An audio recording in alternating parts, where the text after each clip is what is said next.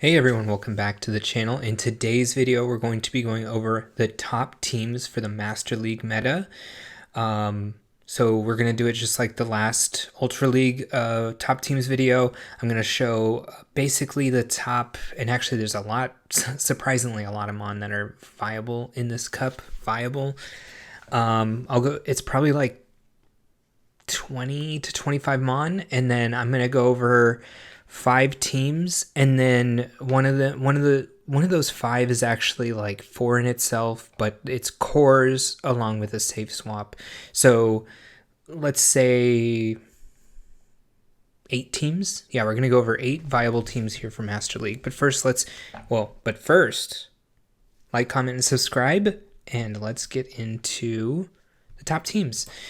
So here's going to be that list, or just the mon here, and the way I have this ordered is kind of the top left 4 mon at the top there, being Zygarde, Origin, Palkia Origin, Landorus, I guess I should be saying the whole thing, and then Solgaleo. These are kind of the meta-defining mon, like the very, very top meta mon. Then I have over here on the right side the best safe swaps, I think, for Master League. It's going to be Shadowclaw Giratina, Lugia, Meloetta, and then Mewtwo or Shadow Mewtwo.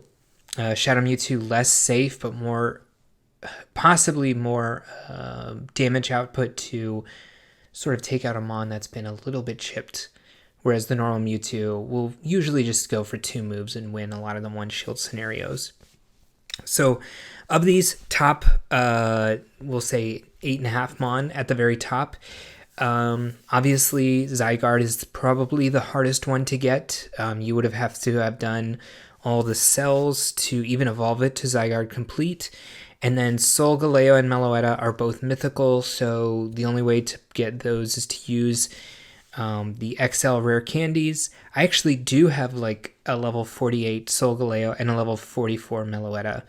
I actually think Meloetta is a lot better this season because I think we'll actually see a lot less Solgaleo, which hopefully breaks that Zygarde Solgaleo core. The middle are very good mon, S tier still, but not the very top, and it's Palkia, Xerneas, Dialga, Giratina, Ho-Oh, Origin Form, Dialga, and Zacian. And then the bottom left are all the just dragons, all the dragon breath users. They're kind of all the same. And then the bottom right is less coverage mon, but they're good at what they do. So let's go ahead and just go right into the teams. Okay, so the first team here is the team I use every single season. You guys know me. If you watch this channel, I really like to pick one team and learn the ins and outs of it, and then just stick that team for as long as possible. And to be fair, when Master League turned to level 50, these are the mon I decided to make just because I knew I wasn't going to be able to make a ton of mon. Oh, I should put the camera on, I guess.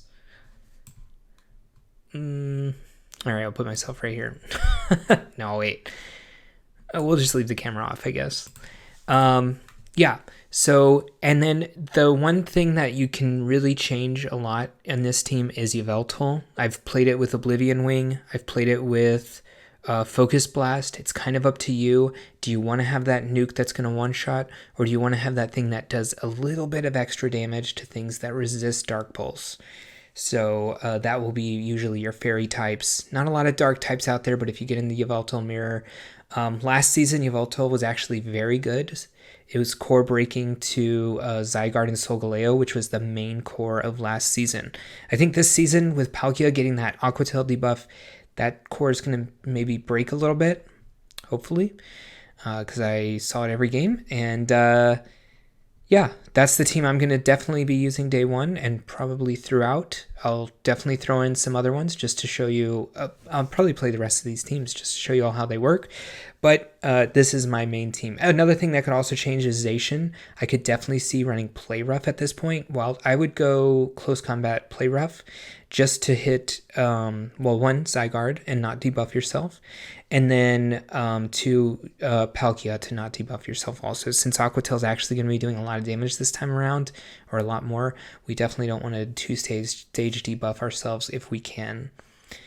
And then I also think we're going to be seeing, again, less Solgaleo, but we'll see.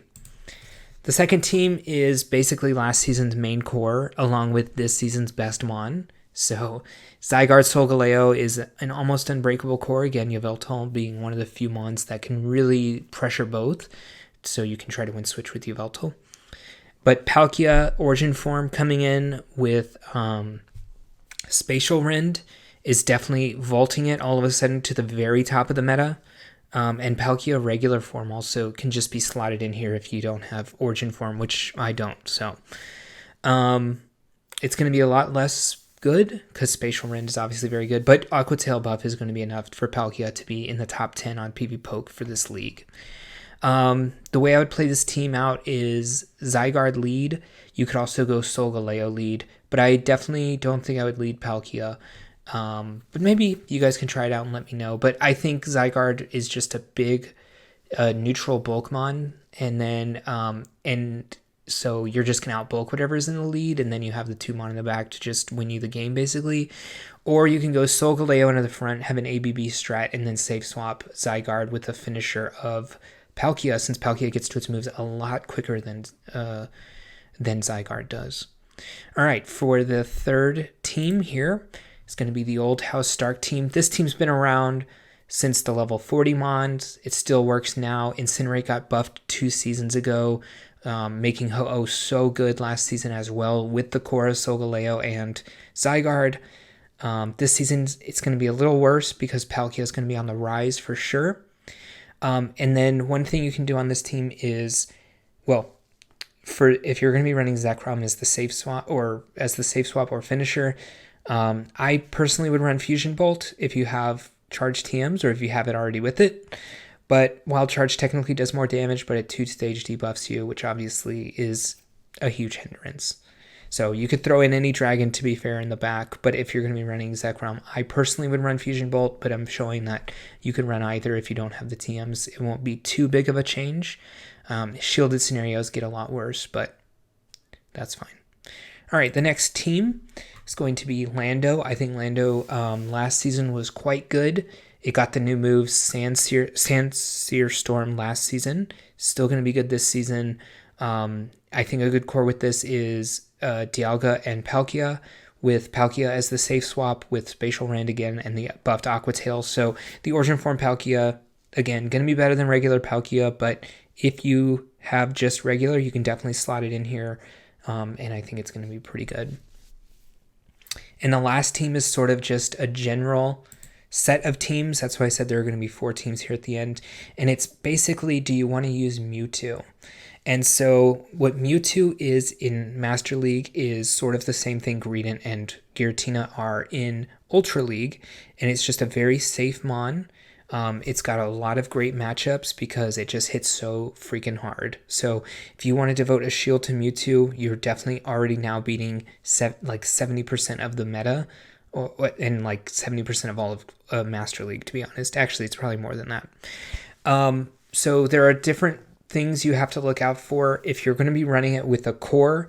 So any of these 4 cores, they kind of work similar, but you can have Mewtwo in the front as a safe lead and then just win the lead, use your shields to win the lead, and then running both of these mon in the back that have huge coverage against each other's winning switch is going to be absolutely vital. Or you can have Mewtwo in the back and then safe swap out of the bad matchups and try to win that next matchup with Mewtwo. Now, for his moveset, I think a lot of people run Psy Strike Shadow Ball, but it's really going to depend what you want to hit. I know I really love Psy Strike Ice Beam, but it kind of really depends on what your team does. So like when you're with Lando and Palkia, you probably don't need Ice Beam. You're going to want Shadow Ball, or I'm sorry, you're not going to need Shadow Ball. Yeah, because you already have a lot of coverage against the Steel types. Something with, let's say, Zacian and Dialga, you're not going to have a very good matchup against Steel types, so you don't want to have 2 moves that are resisted by the Steel types, so you probably want to run Shadow Ball on that one. Yeah, and I think the rest are pretty self-explanatory. I think the most volatile team here is Groudon and Lugia, you can run an ABB with 2 Psychics in the back. I think I would run something like that if I was running this team. Your 2 Psychics are not going to be great against Steel types, but I would probably run Ice Beam because you don't need to be great against Steel types as you have an ABB strategy of Groudon in the front.